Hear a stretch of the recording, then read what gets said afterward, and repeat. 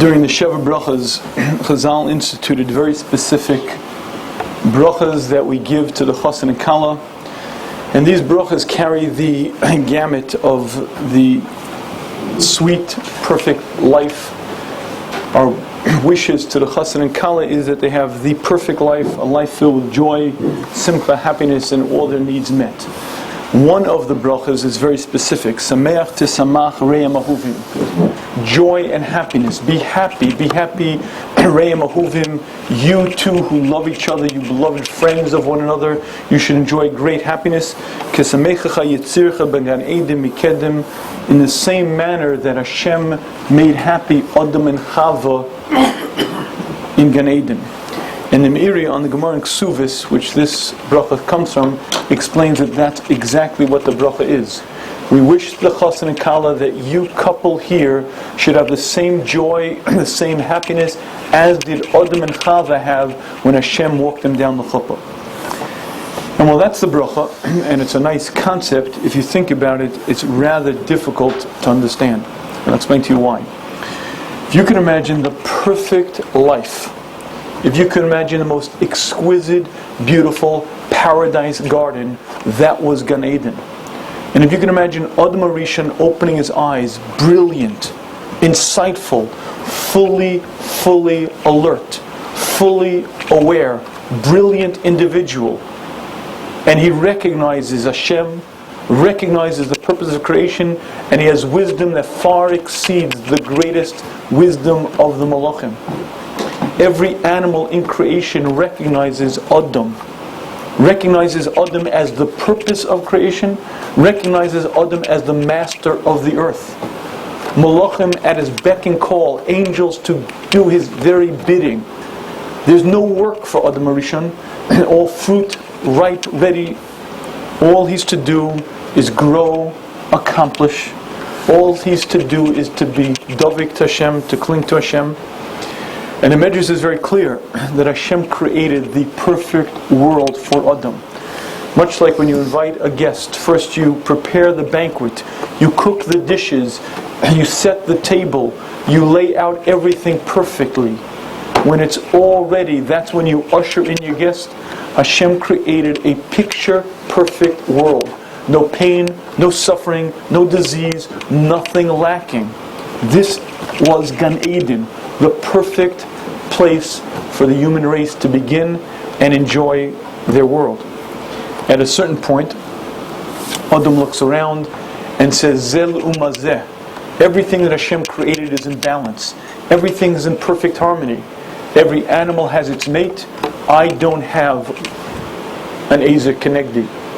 At that point he says to Hashem, where is my mate? And then Hashem creates for Adam the perfect match. The perfect woman, the perfect balance, equally brilliant, equally insightful, perfectly suited for Adam. And HaKadosh Baruch Hu himself walks down Adam and Chava to the chuppah. It's hard to envision the completeness, the happiness, knowing that you are the father and mother of humanity, knowing that your actions will shape the course of history, knowing that Hashem is right there.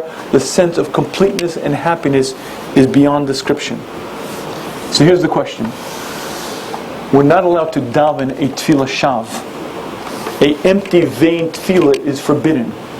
If I say, Hashem, this traffic, it's really annoying, please give me wings to fly. That's a tefillah shav. You're not allowed to daven for something that's either ridiculous or impossible. You're allowed and should ask for things that could be. You're allowed to ask for help. You're allowed to ask Hashem to assist you and abed you. But you're not allowed to ask Hashem for things that can't possibly be. And it sounds like the bracha that we'll give the Chassan and Kala is a tefillah shav. You, Chassan and Kala, should have the same joy, the same happiness as did Adam and Chava. It's impossible. We're not living in Gan Eden. There's pain, there's suffering, there's hardship in our world. Yes, life is sweet. Yes, there are moments of bliss and joy. But the reality is there's a lot of work, a lot of toil. And this world that we live in now is bezeyas atecha tochalechem, and the klalos apply. The world that we live in is not Gan Eden. And there's no way that our chassan and kala under the chuppah could have the same joy, same happiness, same life as did Adam and Chava. And so the question is, how could this Gemara say that we give the chassan and kala such a bracha? It seems to be impossible. It sounds ludicrous. What's pshat in the Gemara? And I'd like to see if we could answer it this evening and get a better understanding as to what the Gemara is sharing with us. And to do that, let me begin with a mashal. The Chovos HaLevavos gives a parable. He says, imagine two brothers. These two brothers grow up in this most magnificent mansion, beautiful, palatial manor, servants at their beck and call, every need met, and everything is carefully crafted for their benefit, for their growth. One day these two brothers, about 15 years old, are having a conversation, and one brother says to his other, he says, our father is so generous. Everything he does is for our benefit. The tutors, the special schedule, everything he does is because he's concerned for our growth. What a wonderful, magnanimous person our father is. His brother says back to him, I don't know about that. All this getting up at 6:30 jazz, this all-day school, and then running and all this good stuff. I don't know. I think the old geezer is into it for his own comfort. He knows that if we're good, if he looks good, I think he's in it for himself. What is the difference between the two brothers? The Chovos HaLevavos explains to us that one is adopted. You see, the boy who was adopted knows what it means to suffer. He knows what it means to be without. He knows what it means to sleep on the street and be freezing at night. And when this benefactor took him into his house, the boy who's adopted feels an unending sense of appreciation because he recognizes the good that's done to him. His brother was brought up in a lap of luxury. His brother enjoyed this palatial manner from the time that he opened his eyes as an infant, and he doesn't recognize the good. It's not that he doesn't appreciate it, he doesn't even see it. It's plain, it's regular, it's what he expects, and he doesn't even see the good. And this, I believe, is a very apt parable to us. We enjoy dramatic benefits, tremendous bracha that we don't even see, that we don't even recognize. We have hands with which to feel, legs with which to walk. We're healthy, by and large, vibrantly alive, and we don't even see it. And let me give you a mashal, the Mahad Dovadome. Imagine a man who, at the age of 35, becomes blind. And for the next 10 years, he has to create a new life. Same life in the sense that he's still in this world, but different in the sense that now it's all dark. And he learns to do everything that he did as a sighted man, now as a blind man, and he recreates a life for himself. And he spends 10 years in this dark cave. After the long 10-year period, he hears about an experimental procedure that, if successful, might reconnect the optic nerve. He may regain his sight. If not successful, he may die. He consults with his physician, discusses it with his clergy, and decides to undergo the operation. He's wheeled into the operating room, put under anesthetic, goes through the long operation, and when he begins to come to, he's ready to find out how he'll spend the rest of his life. With sight or blinded, he clutches his fist, and readies himself for the moment, and nurse! The nurse comes running. I can't open my eyes, I can't. Relax. It takes 3 days for the sutures to heal. He waits those 3 days, very, very long 3 days. And finally, with the doctors at the foot of his bed, his nurse at his side, they pull off one bandage, they pull off a second. He opens his eyes and he sees colors, dimensions, objects, the faces of his loved ones who he hasn't seen in 10 years. He looks out the window and he sees a meadow, grass, clouds, trees. With tears in his eyes, he says, Doctor, what could I ever do to repay you for this magnificent gift of sight?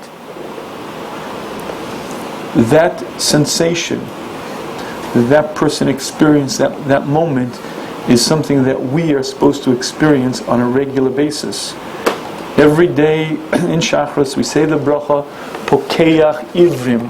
HaKadosh Baruch Hu, you give sight to the blind. I open my eyes in the morning and my eyes function. I track, I see depth, colors, dimension. I have this magnificent gift of sight. What a bracha. But you see, if you don't recognize it as a bracha, if you don't appreciate it, it might as well not be there. Of course it's there, of course it is. But how many times do we take stock of the fact that we have hands, fingers that feel, legs that walk, I have mobility, I have fluid, flexible movement. I walk in a world that's so replete with wonders that were created specifically for my good. This is not the shmuz for it, but if you study the foods that we eat, the orange, the apple, the pineapple, the pear, and study the flavors, the aromas, the textures, and think about the fact that Hashem created that for one purpose, for our benefit, for our enjoyment. Food serves a very utilitarian function. It provides nutrition. Any other feature that you find in food is there for one reason, because Hashem wants us to enjoy it. The flavors, the aromas, the textures are there for one reason, is that we should bite into that apple, get that crunch, feel that sweet taste, and say, wow, that's magnificent. But how many times do we actually pay attention to the food that we eat? And if we do pay attention, it's only for the first bite. By the time it's the second bite or the third, we're gone. We're not even aware of what we're eating. We're not even there at all. And it's rather strange. You could see the most magnificent sights in the world. You could drive along the Palisades Parkway in the spring and see the trees blooming. You could see the ocean. You could see the sunrise and not be moved. And the question you have to ask yourself is, what's pshat? What's wrong with me? Why don't I taste the food I eat? Why don't I have this tremendous sense of, wow, look at these sights? The bee is largely colorblind. The colors of the flowers are not for the bee. The bee is attracted by the sense of smell. The beautiful colors, the orchids, the daisies, the various lilacs, the shades and shades and shades, the 16 million shades of color. And I know that fact because Microsoft Word brags that in their color palette there are 16 million shades. But those tremendous spectrum of colors Hashem created for one reason, so that we should look out at this world and say, it's astonishingly beautiful, it's magnificent, it's breathtaking. And we're supposed to look out at the beauty of this world and have hana, have tremendous benefit and enjoyment, because that's why Hashem put it there. It didn't have to be there. The world could have functioned very well in black and white. But Hashem created a world replete with colors, with tastes, with sights, so that we human beings should have hana, we should have benefit, we should enjoy. And the question is, do we? And the bigger question is, why don't we? And why is it that we don't see it, enjoy it, take it in, and have constant, unending sense of, wow, this is astonishing, this world that Hashem created is beautiful. Why don't we enjoy it? But I think living in our current times is a far more pointed question to ask. If you know a little bit of American history, the king in the Revolutionary War period, the King of England was King George. There's a famous portrait of King George sitting on the throne. The King of England sitting there. The King of England is wearing the royal robe. The King of England is wearing the royal fur on top of the royal robe. The King of England is wearing a pelt on top of the fur, on top of the robe. The King of England is wearing another fur on top of the pelt, on top of the thick, heavy robe, and the man is very, very large. And you may wonder, why is the king wearing thick robes, heavy furs, pelts on top of those, sitting on his throne? And the answer is quite obvious, because in those days the way you heated up the palace was with a fireplace in the front of the room. Radiant heat is very efficient if you're right in front of it, but it only heats up what's in front of it. The back of the king was cold. So what does the king do? Turn around, now his back is now warm and his front is cold. You see, the king with the crown jewels could not heat up Buckingham Palace. It was freezing in the king's throne room. The King of England walked down dank, smelly, dark hallways at night. The King of England got into a bed of 36 inches of duck feathers. You know what happens to your spine when you settle into those 36 inches of feathers? And there are no chiropractors to put the king back together in the morning.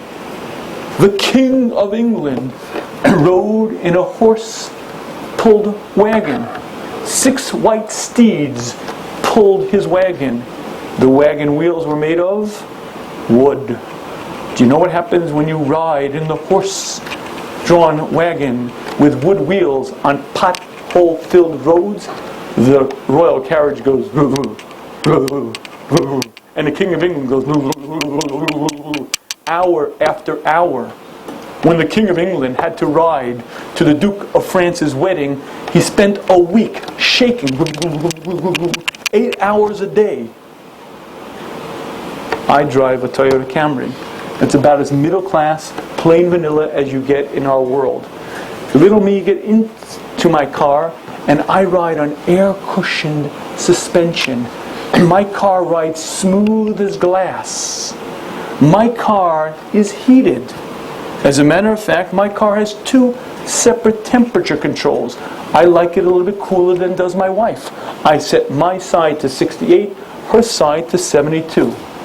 And if it gets a tad too chilly, I hit the button and my leather seats are heated. Pay careful attention to this. Who commissioned Bach, Beethoven, Mozart, the great symphonies, the great compositions of yesteryear?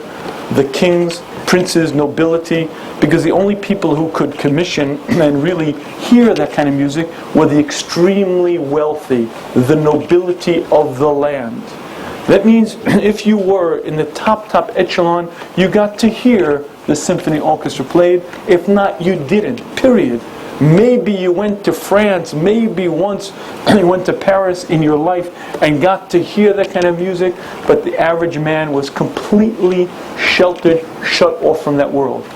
I get into my Camry and I hit the CD button and I play Bach or Beethoven or Miami Boys or whatever I'm particularly into, and if I don't like it, click to the next one. Click to the next one, and if I don't like the balance, oh come on, add a little treble there, come on, a little bass over there, the balance, shift the speakers, surround sound, 6 speakers. I have quality sound that the kings of England could never imitate in the best concert halls of their day.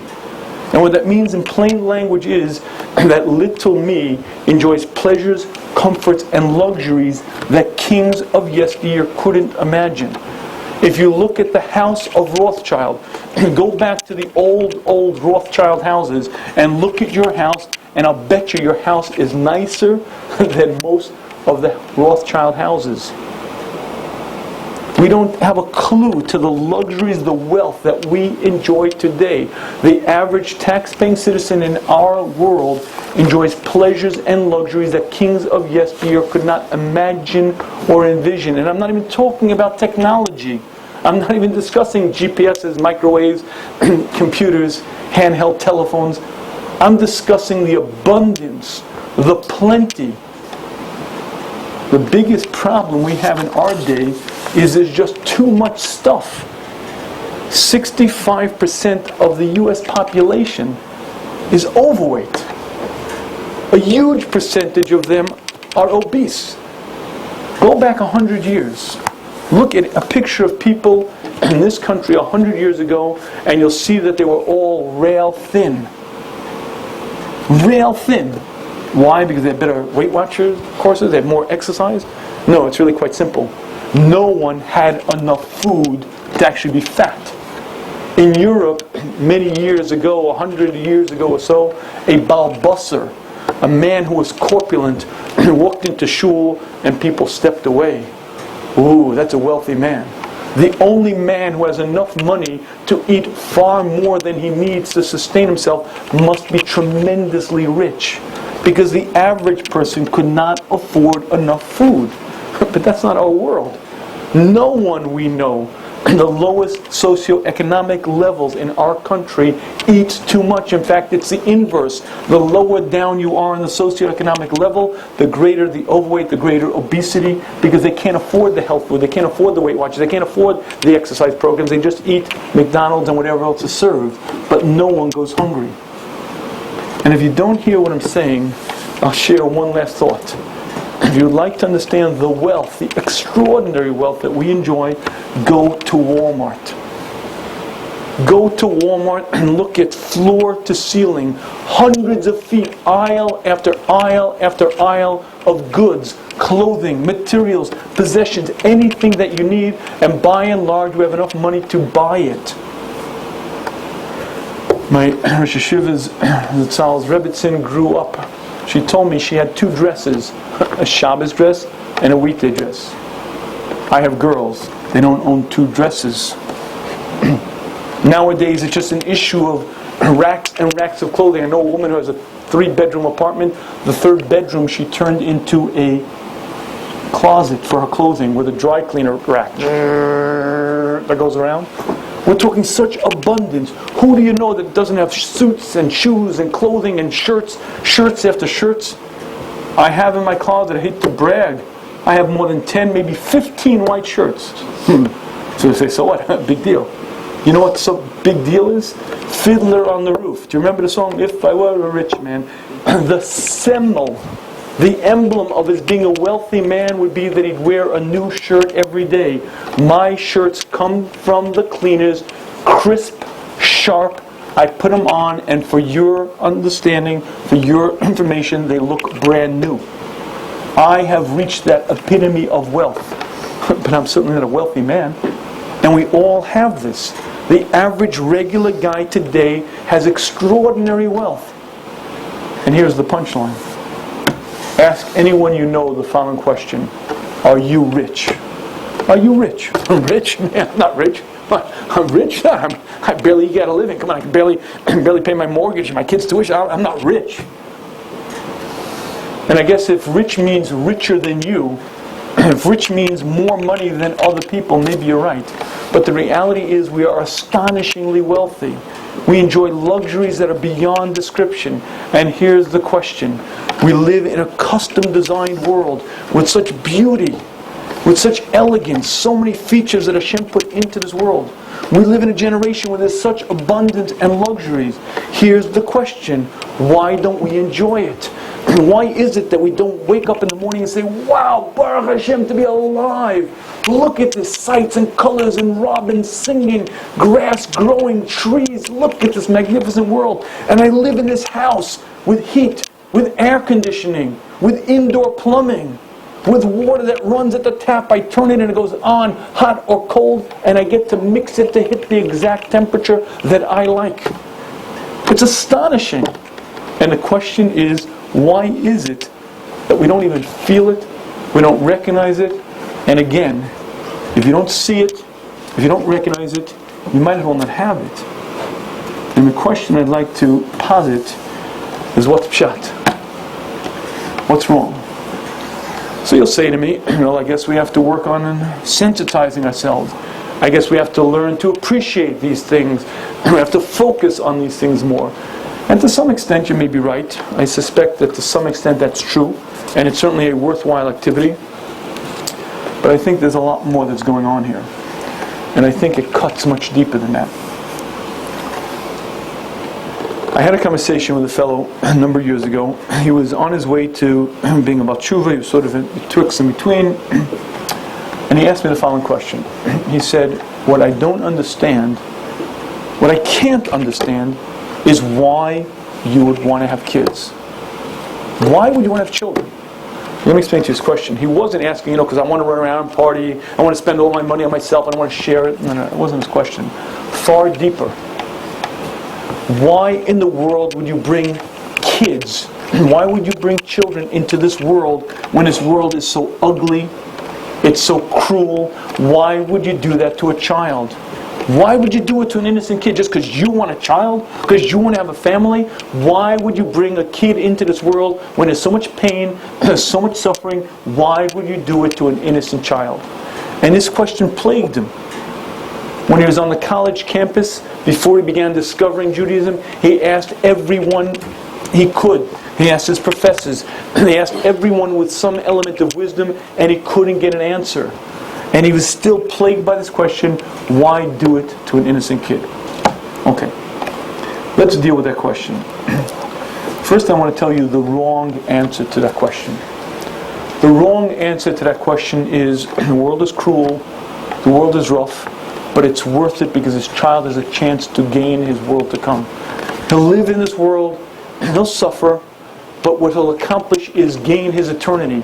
Forever and ever, what he shapes himself into, what he molds himself into is what he'll be. So it's worth suffering the 70, 80 years because Gan Eden is forever and the world of eternity is so perfectly designed for man's benefit that it's worth it for him to go through this world for Gan Eden.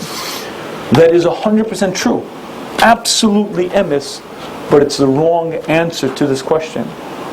Would you like to know the right answer to this question? The right answer to this question is that this young man didn't have a clue to understanding life. You see, if you live a life that's empty, meaningless, and purposeless, then life stinks.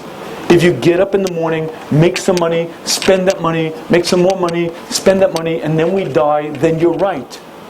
My answer to you is find a roof, jump off it, and end your misery here. But you know what's lacking? And what's lacking is your understanding of life. If you understand that we were put here to grow, to accomplish, if you live a life of meaning, of purpose, and you live a life when you open your eyes in the morning and you focus on your accomplishments, your growth, what you can do to change yourself and change the world is beautiful. There's a simcha sachayim, there's a joy that comes over you because you're reaching your purpose in creation. Would you like to know the single most enjoyable activity that a human being will ever do? It's called growth, self-improvement. And you know why it's the most enjoyable thing that a human being ever engages in? For one reason, because that's what Hashem put us on the planet to do. Hashem created this world and gave us stage settings, gave us life settings, gave us the ability to grow, to accomplish, and that's the matara, that's the purpose, that's why we're here. And when a person changes himself, when a person grows, when a person accomplishes, there's a sense of joy, of happiness. There's a sense of, wow, life is beautiful. And the answer to this young man is, you don't understand life.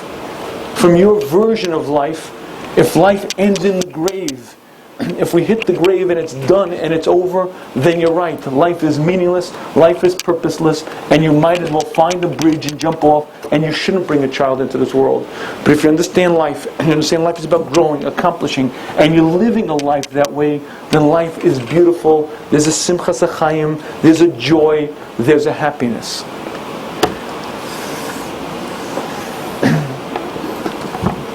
Two weeks ago, I was in Ottawa.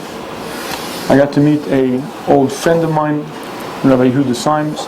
Rabbi Yehuda Symes learned in Chavis Chaim Yeshiva for many years. Was a musmach, became a Talmud Chacham, went out to Ottawa to teach in the day school. Last summer, Rabbi Symes and his family were driving near Syracuse. There was a deer in the road. Actually, his wife was driving. There was a deer in the road.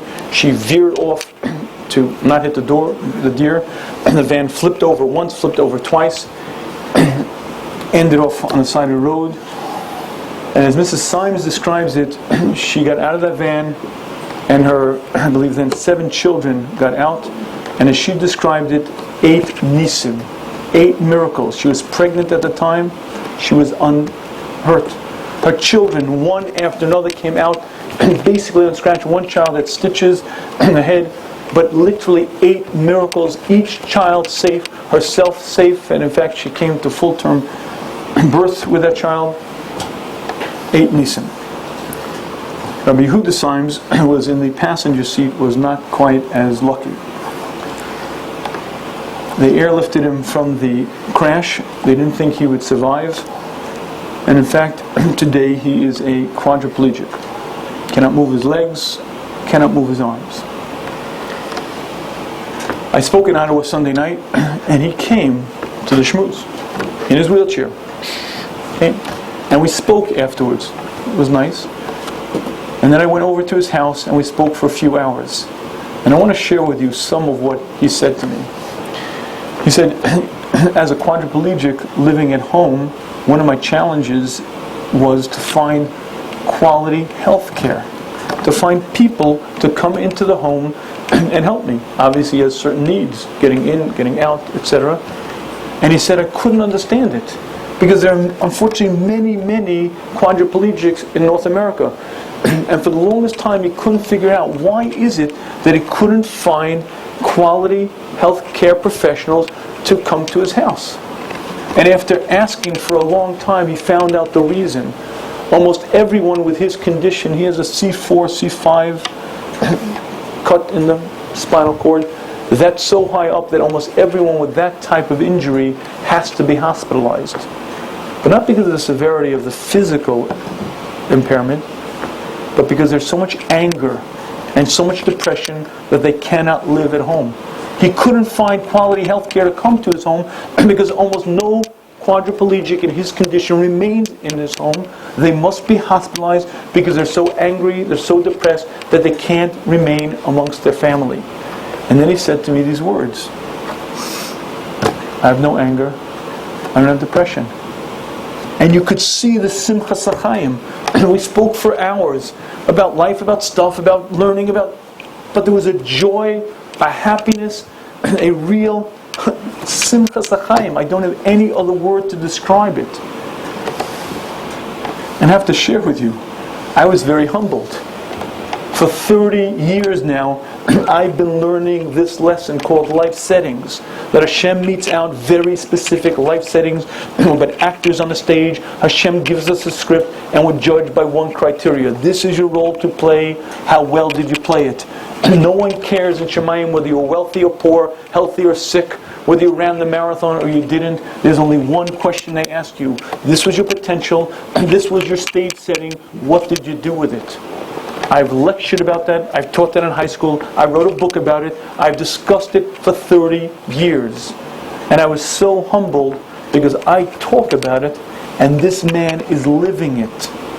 Understanding that Hashem brought him to this position, that he was chosen and given this opportunity because he could transcend it. And you see that's exactly what he's doing. And there's a joy and a happiness. He's steiging, he's growing, he's accomplishing tremendous levels, and there's an inner happiness and an inner joy, and it's astonishing to watch. And he said to me one other thing: Baruch Hashem, I've improved a lot. And I thank Hashem every morning that I could breathe on my own and I could swallow on my own. See, typically that high up in the spinal cord, respiration and eating your own food is a big challenge. I thank Hashem every day that I could swallow. I thank Hashem every day that I could breathe on my own. And my friends, here's the thought. I have woken up every single morning of my life and I've been able to breathe and I've been able to swallow. Why is it that not once did I say, wow, lung full of air, wow, and I can swallow, wow, thank you Hashem. I don't even see it. It's not even in my radar screen. It's not even there. And would you like to know the fundamental reason? Because unless you're living a life of purpose, unless you're steiging, unless you're growing, you're not going to be happy, you're not going to be filled with joy, and then everything in the world, the greatest wealth, the greatest luxury, will not move you, will not affect you. It might as well not be there because you're not happy. And if you're not happy, you can't enjoy life, you can't celebrate life, you can't live a life as Hashem wants us to. We live in rather unique times. Never in the course of history has there been so much material abundance, wealth, freedom, opportunity. This is the ultimate arrival of man. We no longer suffer the Black Plague, there are no marauders, there's no caste system. Every human being in our society has freedom. Freedom of religion, freedom of education, opportunity. You could lead your life exactly as you wish to lead your life. You want to be a lawyer, a doctor, an Indian chief, the world is out there. You can attain it, you could achieve it, you could live it. And in this unique, remarkable times that we live in, there are tens of millions of clinically depressed people. Tens of millions in the United States alone. There are only 300 million people in the whole country. And science now shares with us that only 16% of those cases have a significant attributable cause. You see, an attributable cause means a genetic predisposition towards depression. There is such a concept of depression running in a family. An attributable cause is if a woman is married for 30 years and a spouse dies, that's a very significant loss. That's a reason for depression. But a small percentage of the tens of millions of clinical depressions have such causes. The vast majority of them are whatever. No cause, no trauma, no loss of a loved one, not even a family predisposition, not even a genetic predisposition to depression. And you look around and you see the world depressed, down, empty, living a vacuous, unfulfilling life. Why is that? For one simple reason.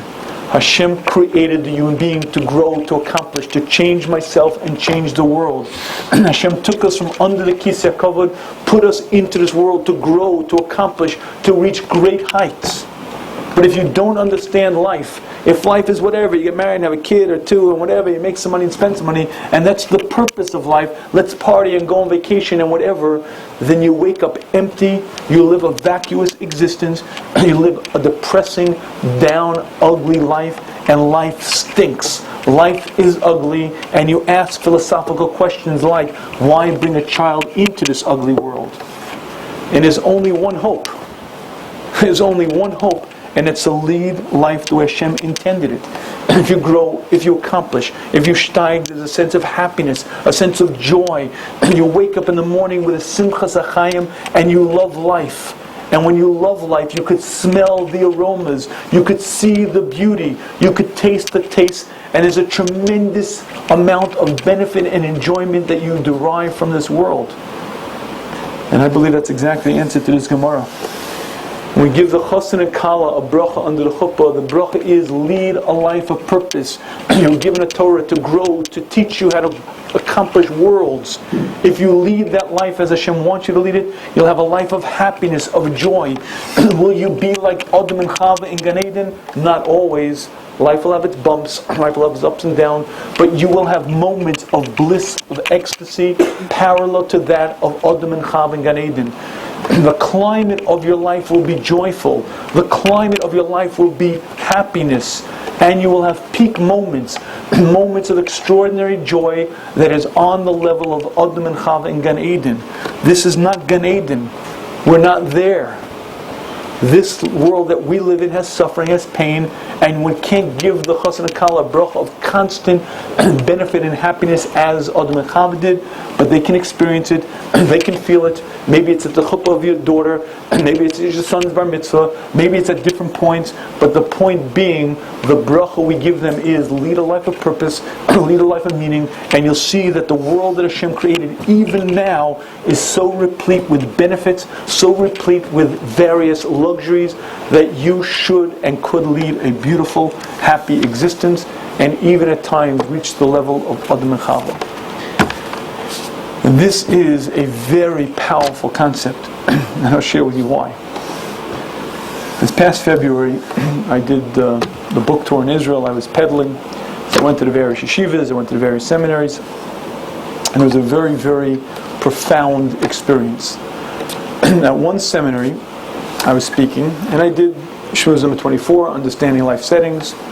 Again, the same concept. Hashem gives us each a life setting, the perfect environment for our growth, our accomplishments, each one different, each one custom crafted for ourselves. Okay, I did the Shmuz, When I'm done, I ask the various young women in the audience, does anyone have questions? One young woman raised her hand and says, well, Rabbi, I hear what you're saying. Hashem gives us poverty or health or well-being because that's what the person needs. And philosophically, I can relate to that. But how could I apply it to my life when I'm in such pain? How could I live that? How could I think that when my life has such pain in it? I was a little surprised. And then I asked the next person a question. Rabbi, I hear what you're saying, but I'm in such pain. How could I apply that to my life? And then I asked the next girl. Rabbi, I hear what you're saying, but I'm so unhappy. How could I apply it? Out of 60 young women in that room, it seemed like 40 had the same question. I hear what you're saying, but my life is so difficult. How could I apply it to my life? And I was astonished. You see, these were regular young women who came from intact families, well-dressed. They looked very put together. Somebody's paying the $18,000, $19,000, $20,000 for their seminary expenses. They're not sleeping out on some park bench over there. And yet every one of them was suffering. And suffering so acutely that the only parallel I could think for it would be as follows. Imagine that you and I were speaking to a group of survivors in 1946. Imagine that we're speaking to concentration camp survivors. It's a year after the war, and we say to them, Rabosa, you got to rebuild. You have to build families. You have to rebuild the Klal Yisrael. You have to put your past behind you. You have to go on and take on the world again. That's what it felt like. That was like the audience I was talking to. But none of these girls went through that experience. Why am I sharing this with you? Because I believe that if you look out at the world today, you will see many, many unwholesome, unhealthy people. Many, many people, Rahman San, even in our own community, who are not happy, who are fundamentally not functioning well on an emotional, on a psychological basis. And there's an awful lot of suffering, an awful lot of pain. I speak to people all the time. People call me up. I guess because I don't charge, so I'm popular. But I get questions and issues and problems and sorrows all the time. And if I would share them with you, my wife hears half of them and she can't believe it. If I would share with you the pain, the suffering that the average person has, it's amazing. But the astonishing part is they all live in homes, they all dress, they're all able to pay their bills. They have every physical luxury imaginable, and they're so unwholesome, so unhealthy, so unhappy within them. Why do I mention that? Because every once in a while you hear people say, what do we need Mashiach for? I'm doing real good. I live in total freedom. I have great yeshivas. I send my kids to exactly the kind of yeshiva I want. I daven in the kind of base medrash I want. I learn, I steig, I'm growing. Who needs Mashiach? Oh, it's nice, I'll take some Migdash, Karbanas, whatever. I don't need Mashiach. I'm doing well. My family's doing well. My community's doing well. I guess we're supposed to wait for Mashiach, but I sure don't know why. If you ever hear someone say those words, just tell them to look around. Look at the suffering. Look at the pain. Look at the unhappiness, and you'll very clearly understand why we need Mashiach. Forget other reasons which are very prominent and real. Just the pain, the suffering. And I want to share with you something profound that the Rambam tells us. People make a grave mistake about the times of Mashiach. Says the Rambam, Olam kiminhago noheg. The world will continue in the way of nature. You'll still go to work. You'll still take a seed and plant it in the ground. The world will continue as it has continued. Physically, there's almost no change from the moment before Mashiach comes to the moment after Mashiach comes. The one difference is Molei Haaretz Dei Hashem. The entire world gets it. The entire world sees Hashem. The entire world recognizes Hashem's presence, and that cognition changes everything. Gone is the competition. Gone is the lying, stealing, and cheating. I see Hashem right there. And I know that Hashem awards exactly that which the person needs. How could I steal when Hashem is watching me? But it's not a theory. It's not something I read about in Musar Shmuz. I feel it. And I sense Hashem's presence. How could I reach into His pocket when Hashem is watching? And that cognition changes everything. Because every human being understands that Hashem is present, and every human being understands why we're here. Every human being understands the value of a mitzvah, the changes it brings to me and to the world around me. The physical changes, the ruchnius changes. Every human being understands the damage wrought by an aveira. A sin damages me. It hurts me. I don't drink bleach. If you offered me $100, I would not drink a cup of bleach. As a matter of fact, if you offered me $1,000 to down one little Clorox bottle, I wouldn't do it. Because it's stupid. In Mashiach time, no one sins because it's self-inflicted damage. No one sins because it's foolish, it's stupid. I don't do heroin. Even if you tell me it looks attractive and it's wonderful, I see the damage and I'm not even tempted. That clarity of vision every human being has during Mashiach time. Mashiach comes like a brilliant sun, and midday everything lights up. And because of that, every human being enjoys tremendous happiness, sense of purpose and fulfillment, closeness to Hashem, the opportunity to daven, the opportunity to fulfill a mitzvah. Simcha fills the world because every human being understands why we're here. Every human being understands the value of a mitzvah, and there's a tremendous joy and happiness that pervades humanity. Physically nothing changes, but everything changes. And if you'd like a mashal, imagine that you worked for a man for 50 years and he's very wealthy and very appreciative. And he says to you, what I've done for you is I've had my best carpenters, my best workmen build for you a mansion. Here's the keys. And you go into this mansion and you understand the meticulous care that went into it, the most gorgeous upholsteries, the most exquisite carpets, the woodwork, the finery, the greatest portraits on the wall. There's only one problem. It's dark, pitch black, and there's no benefit that you enjoy from anything in there because it's so dark. And because it's so dark, you don't see the portraits, you don't see the couches, you don't see the beautiful upholsteries. It's pitch black and you benefit zero. And imagine that suddenly electricity is turned on and whoosh, in a moment you see it, it's gorgeous, it's magnificent. My friends, that's Mashiach times. Mashiach comes like the sun shining in midday. Every one of us understands life, we understand purpose, we understand why we're here, and we see the world in its glory and its beauty. Birds singing fill me with such joy. An ocean fills me with simcha. Trees and sights, flavors and aromas bring me such benefit. Do you know why? Because I'm happy. I share and enjoy a unique, positive, powerful sense of simcha sachayim, enjoyment and happiness, and so I see the beauty of this world. It's certainly not the only reason to daven for Mashiach, and it's certainly not the only benefit, but if you're ever feeling who needs Mashiach, look at the pain, look at the suffering, look at the depression, look around in our community and our friends and the various people, and no one understands it's high time. It really is high time. You see, in the medieval days, a Jew understood why he needed Mashiach. When you watch your town being butchered, when you watch them come with pitchforks and shovels and chop up your neighbors, your family, you cry out to Hashem, enough, enough, enough. It's been 1,000 years of exile. Hashem, it's enough. But we're not there. We're long after those days. We don't suffer physically. In our world, we don't even suffer anti-Semitism. But the pain, the depression, the unwholesomeness, the unhappy people abound.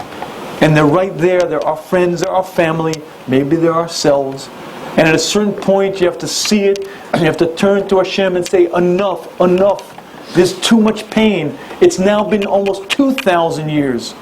And it's not just bloodshed, it's not just Jewish body parts thrown into the street. It's far worse. Jews are falling apart. Rahman al-Islam, the pain, the suffering is beyond description. Hashem, enough, end it. Bring us finally to that time. Bring us to our land. This Gemara shares with us a tremendous concept. When you give a chassan and kala that bracha, it means you can enjoy, even in our life, even in this bitter, ugly exile, you could and should enjoy simcha. It's going to be spots. It's going to be moments. It's not constant, because this is not Mashiach times, and it's certainly not a perfect world.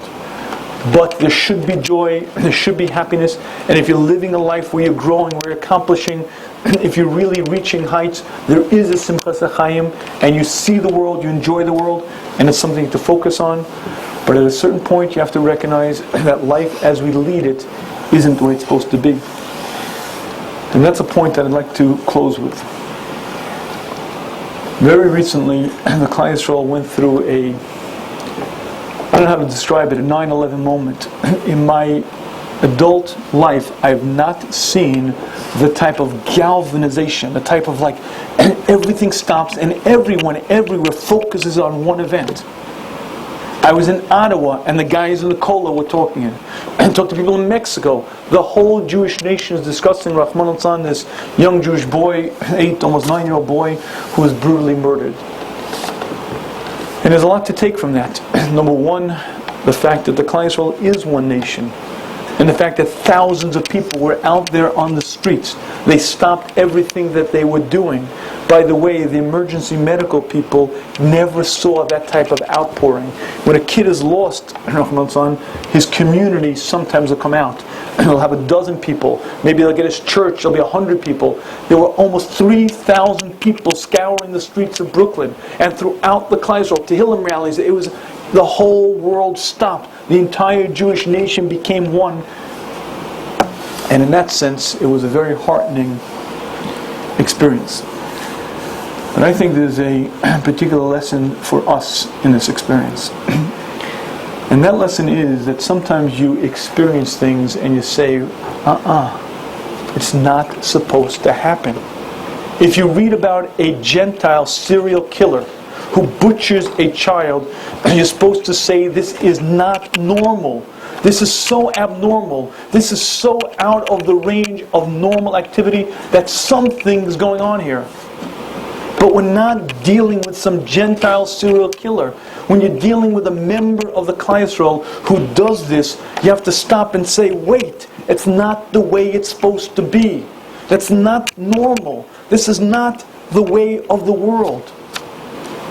And I think there is a very, very powerful message to us. When you see such an experience and you recognize how absurdly out of the norm it is, you can't even use adjectives because it's so outrageous that you just have to stop and say, it's not the way it's supposed to be. And that's the message. Life as we lead it now is not the way it's supposed to be. We, the Jewish nation, are supposed to be in our land. We, the Jewish nation, as one unit, are supposed to be dovek to Hashem, steiging and growing with beautiful midos, not acting nasty and selfish and whatever else I don't want to mention. We, the chosen, exalted people, are supposed to be unique amongst the nations. And a Gentile is supposed to look at a Jew and say, wow, I'm Novan v'chacham. What a unique, special individual that person is. He must be a Jew. There's no other explanation for his sterling character traits, for his integrity, for his wisdom. And the message I believe that we're supposed to take is that life as we are leading it is not the way it's supposed to be. It's been a very, very long, bitter exile. They don't kill us in the streets anymore, but they kill us because we become acculturated, we become acclimated to the world that we live in. Their way becomes our way, and we've lost our identity, we've lost our understanding, we've lost that unique position of what a Jew is. It gets into our blood, it gets into our yeshivas, it gets into our entire spirit, and we're not leading life as we're supposed to. And I believe that at a certain point when you hear of an event like this and you experience something like this, you're supposed to turn to Hashem and you're supposed to say the words, Hashem, enough. We can't do it. It's been way, way too long. We don't have Nevi'im. We don't have a Beis HaMikdash. We don't have Asharas Hashchina. HaKadosh Baruch Hu redeem us. Take us out of His land. It's been enough. There's enough pain. There's enough suffering. Hashem, end it. We can't do it. We'll try, we'll focus, we'll grow. But at the end of the day, we can't do it. 85% of our nation aren't frum. And whether we can or can't reach out to them, we're sure not doing it. Hashem, redeem us. Enough.